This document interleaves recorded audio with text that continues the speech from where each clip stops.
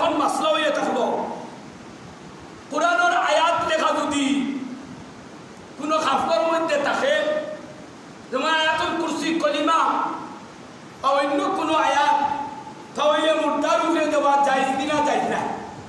মুর্দার উপরে দেওয়া জায়েজ দিনা জায়েজ না?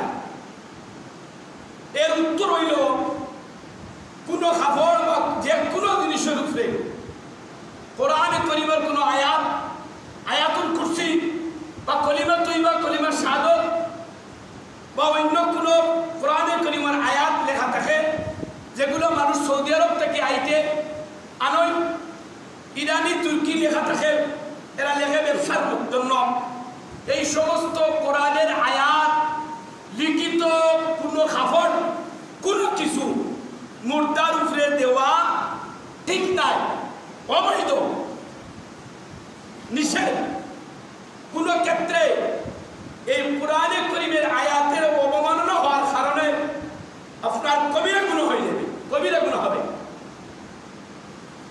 আহসানুল ফতোয়া 4 নম্বর খণ্ড 220 নম্বর পৃষ্ঠা, ফতোয়ায়ে মাহমুদিয়া